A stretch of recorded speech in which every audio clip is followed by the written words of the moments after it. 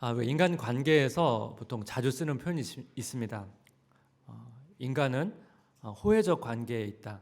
이 호혜라는 단어가 그러니까 서로의 유익을 위해서 이제 주고받는 것을 말합니다. 이 호혜적 관계 속에서 인간이 한 세 가지 유형이 있습니다. 첫 번째는 기버다, 주는 사람이고, 두 번째는 테이커, 이제 받는 사람이고, 세 번째가 매처. 근데 이거는 이제 주는 만큼 받기를 원하고 또 받은 만큼 주기를 원하는 사람. 이 세 가지 유형을 이야기를 하는데, 기버는 쉽게 말하면 이런 겁니다. 다른 사람의 유익에 더 큰 무게 중심을 두는 것을 말합니다. 그래서 다른 사람의 유익을 위해서 자기 자신을 주는 사람을 말하는 거고요. 테이커는 자기 유익에 훨씬 더 무게 중심을 두는 사람입니다. 그래서 테이커도 누군가에게 줄 수 있거든요. 하지만 자기에게 더 큰 유익이 있을 때만 주는 사람입니다. 그러니까 훨씬 자기 유익에 더 큰 무게 중심을 갖고 어떻게 보면 이제 받는 걸 더 좋아하는 사람 이렇게 말할 수 있고, 매처는 이제 기버와 테이커의 한 중간 정도라고 보시면 됩니다. 주는 만큼 받기를 원하고 또 받은 만큼 또 주기를 원하고 그런 사람을 이제 매처 이렇게 설명합니다. 인간은 이 세 가지 유형에 속한다면 본능적으로는 기본적으로 테이커, 받기를 더 좋아하거나 아니면 매처, 기본적으로 내가 받은 만큼 또 주고 주는 만큼 또 받기를 원하는 그런 유형에 속하기를 원할 것입니다. 근데 그 애덤 그랜트라고 하는 분의 이제 기브 앤 테이크라고 하는 유명한 책이 있는데 이 저자가 무엇을 강조하냐면 이 성공하는 사람들의 특징을 봤더니 기버라는 겁니다. 기버. 그래서 이 주는 사람이 성공한 사람의 특징인데, 그러니까 이게 어떤 원리냐면 우리가 누군가를 주었으면 그만큼 준 것은 베푼 거잖아요. 근데 이것이 돌아서 궁극적으로 그 유익이 자기한테 오기 때문에 그 사람은 성공할 수밖에 없다. 그런 내용입니다. 근데 그 책에서 기버라고 다 성공하는 게 아니고 실패한 기버와 성공한 기버를 이렇게 나누는데 그걸 어떻게 분류하나 봤더니 실패한 기버는 다른 사람의 유익만을 생각하는 사람이고, 성공한 기버는 다른 사람의 유익과 자기 유익을 함께 생각하는 사람을 이렇게 구분을 하더라고요. 그래서 저는 이제 이거를 성경적 관점에서 이렇게 분석하기보다는 그 성공한 기버, 자기 유익과 다른 사람의 유익을 함께 생각하는 것, 이것이 그걸 뭔가 좀 궁금하다가 떠올랐던 하나가 있었습니다. 그 최고의 옥수수를 좋은 품종의 옥수수를 만드는 사람이 있었거든요. 근데 그 사람이 그 비밀이 있었어요. 어떻게 하면 자기가 생산한 옥수수가 최고의 품질을 유지할 수 있는가? 그 사람이 그 가진 비밀이 뭐냐니까 자기 그 좋은 품종의 옥수수 씨앗을 이웃에게 나눠주는 거예요. 이웃에게. 그러면 좀 우리가 생각할 때는 왜 나눠주지 그 좋은 품종을? 그런데 이 사람이 왜 그렇게 했냐면, 이제 보통 여러분 봄에 바람이 날리면 그 꽃가루가 날리잖아요. 그러면 사실 이웃 옆에 있는 옥수수 밭에는 꽃가루가 자기 밭에 온단 말이에요. 근데 그 이웃의 옥수수 품종이 아주 안 좋은 거예요. 그러면 그 꽃가루가 어떻게 자기 옥수수의 품질에 영향을 주잖아요. 그래서 이분은 주변에 있는 옥수수를 키우는 사람의 품종이 좋아야 자기 옥수수 품종이 좋아지기 때문에, 그래서 이제 이걸 나눠주는 거예요. 이게 궁극적으로 뭐예요? 그 사람은 나눠주고 있지만 결국 그 나눔을 통해서 자기도 유익을 하죠. 저는 성공한 기버 얘기를 들으면서 이 사람이 생각이 났거든요. 근데 교회도 마찬가지인 것 같습니다. 우리가 누군가를 섬길 때 사실 베푸는 거죠. 하지만 그것이 나에게 아무런 유익이 없다고 생각하지는 않습니다. 우리가 비록 누군가에게 베풀었고 그 사람이 나한테 직접 보답을 하지 않는다 할지라도 우리는 여기에서 뭘 생각해요? 우리는 모든 인간관계 속에서 하나님의 개입을 인정하거든요. 그래서 비록 그 사람이 나한테 뭔가 베풀 만큼의 그런 여유가 없다면 우리는 그 안에 자유한 거죠. 하지만 우리의 베품을 통해서 하나님께서 갚아주실 거라고 하는 그 믿음과 소망이 있기 때문에 그런 부분에서 비록 내가 준 만큼 받지 못한다 할지라도 그 부분에서 좀 자유할 수 있는 거죠. 오늘 말씀을 보게 되면 바울이 빌립보 성도들과의 관계를 설명하면서 이 빌립보 성도들에게 그 영적인 원리를 좀 설명하고 있거든요. 그래서 오늘은 그 내용을 가지고 좀 살펴보기를 원합니다. 바울이 빌립보 성도들에게 복음을 전했고 성도들이 이제 교회를 세우게 되었습니다. 근데 이 빌립보 교회는 유럽의 최초의 교회였거든요. 그러니까 초신자로 구성된 최초의 교회인데 이 사도 바울을 참 여러 차례 후원을 했습니다. 그러니까 바울 선교사를 후원한 후원자들이었습니다. 그 내용을 좀 보기를 원하는데 빌립보 4장 15절 말씀을 보니까 빌립보 사람들아 너희도 알거니와 복음의 시초에 내가 마게도냐를 떠날 때 주고받은 내 일에 참여한 교회가 너희 외에 아무도 없었느니라. 바울이 빌립보를 떠날 때 주고받았다는 건 뭐예요? 빌립보 성도들이 이제 바울을 후원했다는 거거든요.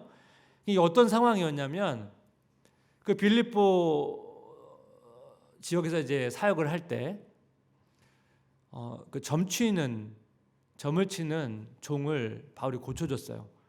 근데 이 점치는 종의 주인이 이 점을 치니까 점을 치면서 돈을 많이 벌었는데 바울이 여종을 이제 고쳐주니까 수익이 딱 끊기잖아요.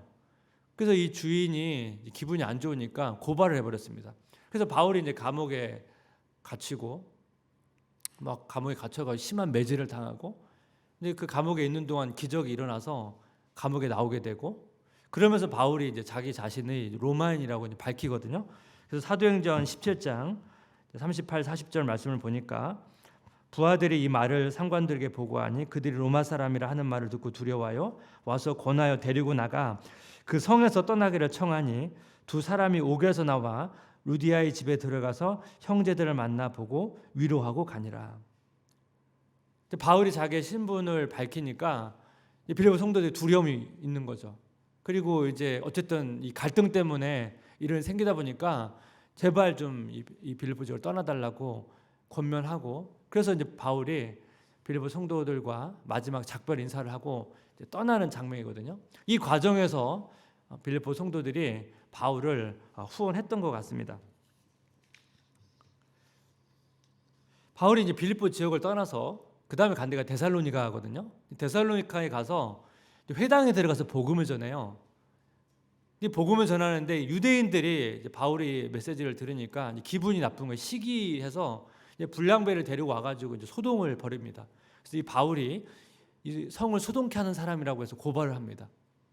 그래서 바울이 또 이제 베레아지라고 또 이동을 하게 되거든요. 그러니까 이 상황에서 보세요. 빌립보 4장 16절 한번 같이 읽어볼까요?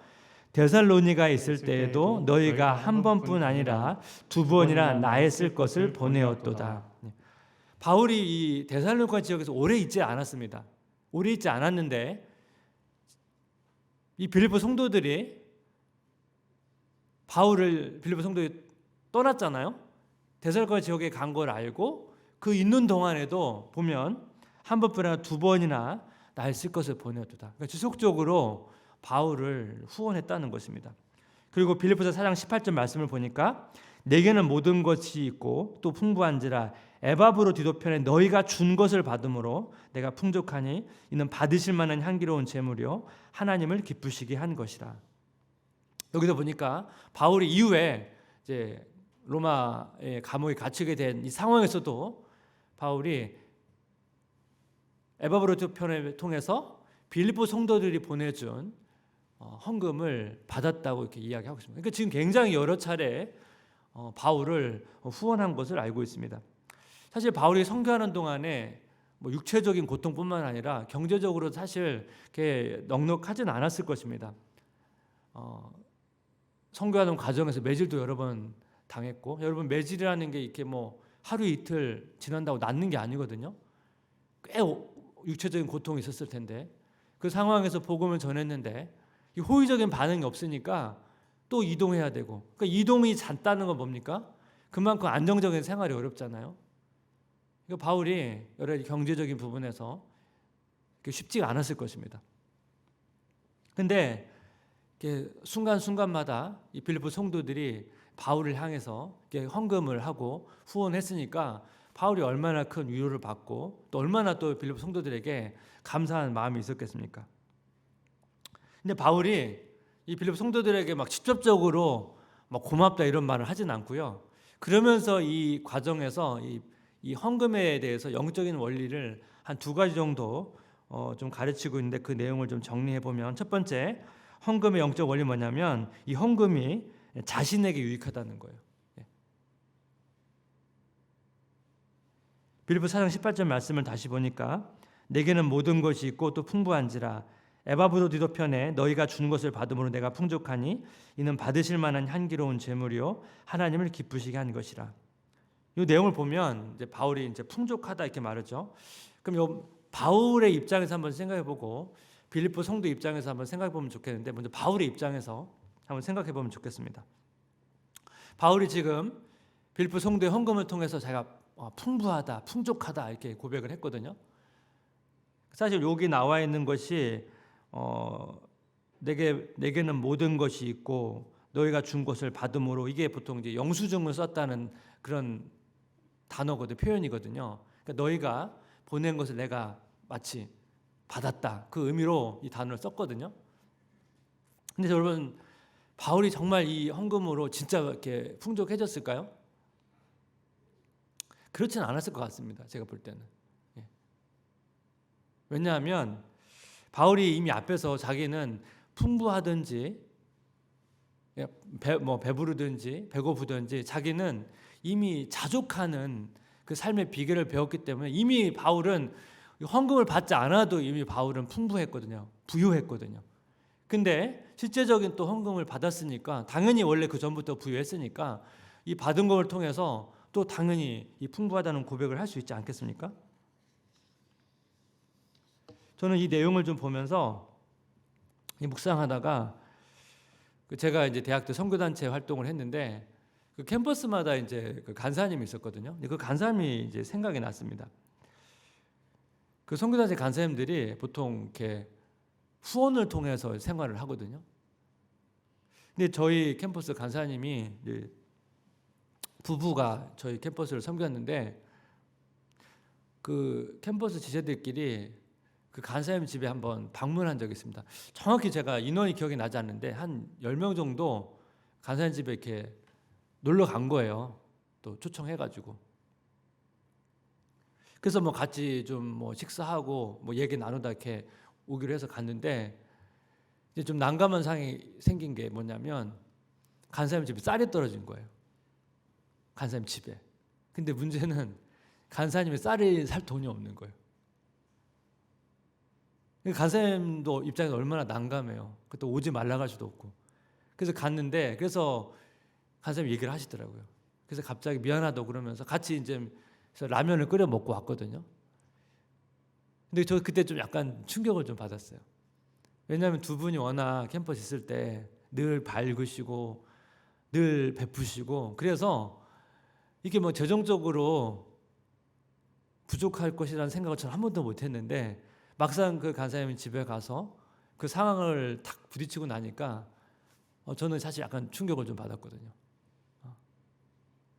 그래서 바울이 이게 생각이 나더라고요. 바울이 지금 엄청나게 막 받아가지고 뭐 갑자기 막 지금 부자가 돼가지고 막 풍족하다 한 게 아니고 뭐 그 받아서 얼마나 그 바울의 삶에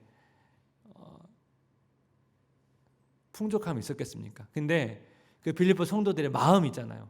자기의 것을 베풀어 줬을 때 그 빌립보 성도들의 그 마음 때문에 자기는 이미 부유하다, 풍족하다, 그런 고백을 하지 않았을까 하는 생각을 하게 됩니다. 빌립보 성도들 입장에서 한번 살펴볼 텐데, 바울이 이제 빌립보 성도들이 자기 후원, 헌금을 한 것을 가지고 어떻게 말하는지 보십시오. 빌립보 4장 17절 말씀, 중요한 말씀입니다. 한번 같이 보겠습니다. 내가 선물을 구함이 아니오 오직 너에게 유익하도록 풍성한 열매를 구함이라. 예. 지금 바울이 무슨 얘기를 하냐면, 그러니까 바울이 지금 빌립보 성도들과 이 관계는 경제 어떻게 보면 약간 거래 관계가 아니라는 얘기를 하는 거예요. 그러면서 너희가 나에게 헌금한 것이 너에게 유익한 것이다. 우리가 헌금이라고 하는 것은 결과적으로는 우리가 나의 재정 일부를 드리는 것이기 때문에 결과적으로는 어떻게 보면 줄어드는 거잖아요, 나의 재정이. 근데 지금 바울은 그거를 너에게 유익한 것이다 말합니다. 왜 그러냐면 빌립보 4장 19절 말씀 때문에 그렇습니다. 나의 하나님이 그리스도 예수 안에서 영광 가운데 그 풍성한 대로 너희 모든 쓸 것을 채우시리라. 바울이 이 말씀의 약속을 믿기 때문에 너희가 헌금한 것이 결코 손해가 아니고 너에게 유익한 것이라고 얘기하는 것이죠. 우리가 사실 헌금을 할 때 헌금의 원리 이런 거잖아요. 나의 재정, 이 모든 것이 다 하나님의 것인데 재정의 일부를 하나님께 드리는 거잖아요. 결과적으로 이 모든 것이 하나님의 것으로 왔기 때문에 나에게 주신 이 재정이 하나님의 은혜로 된 것에 대한 감사의 표현으로 우리가 이제 헌금을 하는 것이거든요. 내가 헌금을 이렇게 하면 하나님께 더 많이 주시겠지, 그런 마음을 우리는 하지는 않습니다. 우리 편에서는. 근데 하나님 입장에서는 우리가 하나님을 향해서 드려진 이 헌금을 단순히 당연하다 이렇게 받으시는 게 아니고 우리의 필요를 풍성히 채워주시고자 하는 그런 하나님의 마음이 있다는 것을 말씀을 통해서 보여주고 있다는 것입니다. 빌립보서 말씀 아닌데도 있습니다. 누가복음 6장 38절 말씀 한번 같이 읽어볼까요? 주라 그리하면 너에게 줄 것이니 곧 후이되어 누르고 흔들어 넘치도록 하여 너에게 안겨주리라. 너희가 헤아리는 그 헤아림으로 너희도 헤아림을 도도 받을 것이니라. 예, 아멘. 여기 보면 그냥 하나님께서 너에게 주신다 하면 되는데 후이되어 누르고 흔들어 넘치도록 하여, 이런 표현을 붙였단 말이에요. 그러니까 이게 하나님의 마음이에요. 하나님의 마음이에요. 우리가 우리의 필요에 따라서 하나님은 그냥 필요한 만큼이 아니고 풍성하게 채워주기를 원하시는 그런 하나님의 마음을 여기서 담고 있거든요. 그래서 헌금은 그런 균형이 좀 필요합니다. 우리 입장에서는 어떻게 생각해요?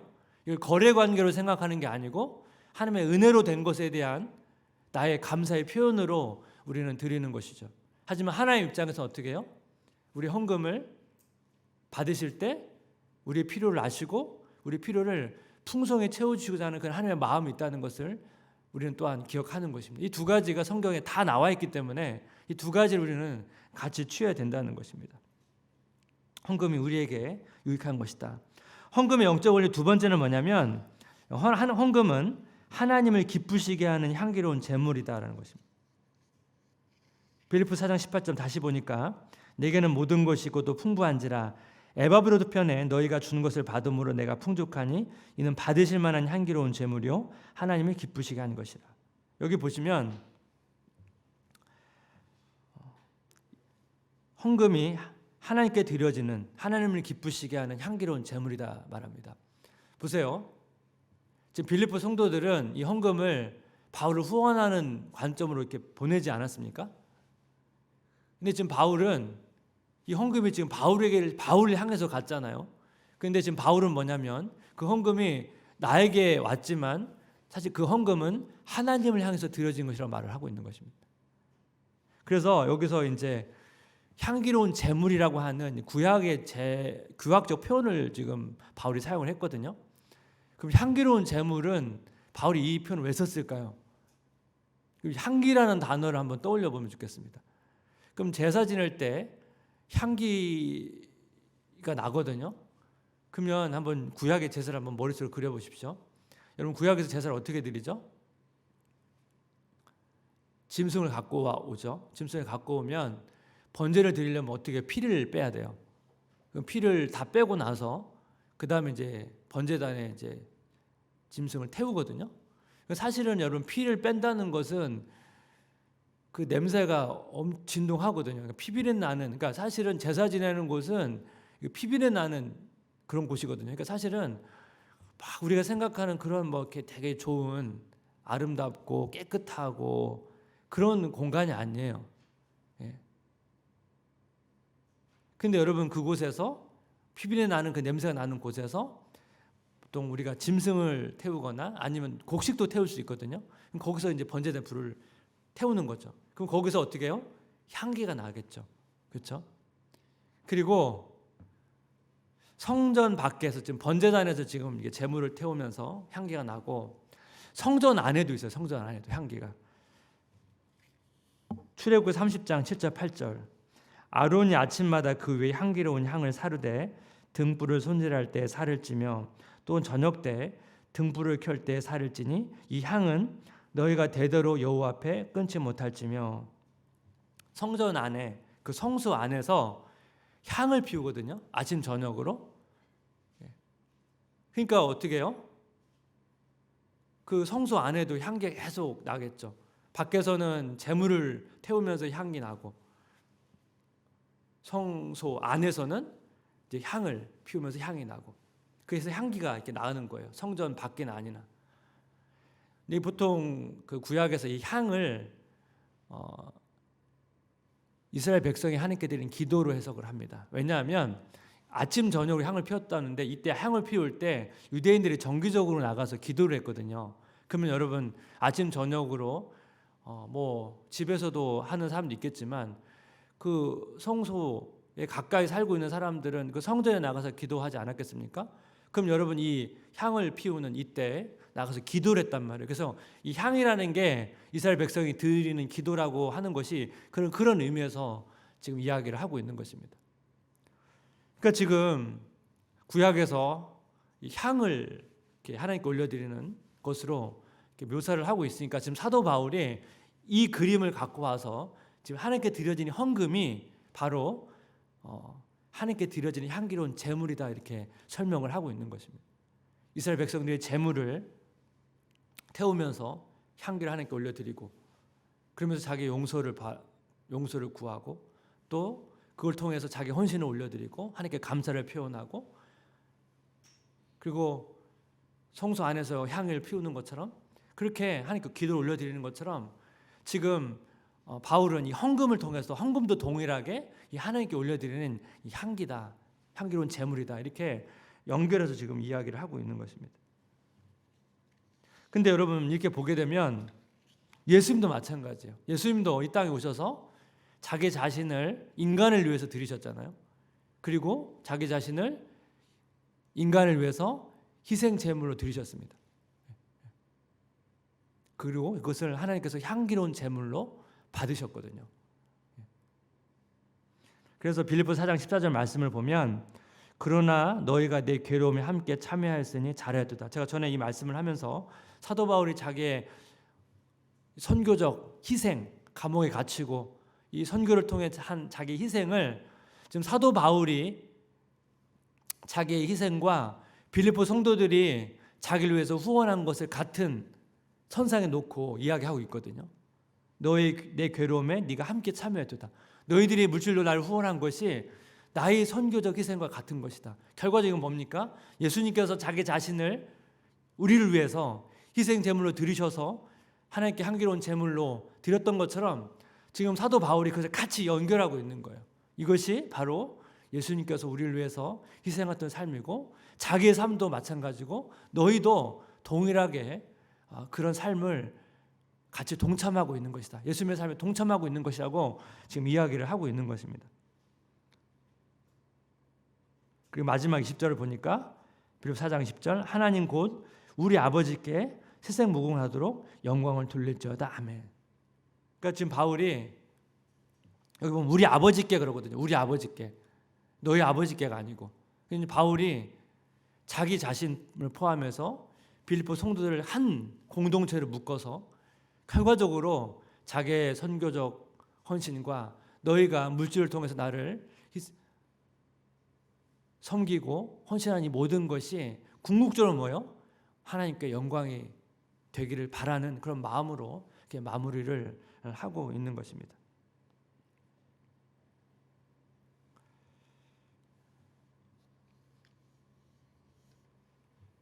사도 바울이 고린도에서 우리가 먹든지 마시든지 무엇을 하든지 다 하나님의 영광을 위해서 하라, 그 말씀이랑 맥이 연결되는 것 같아요.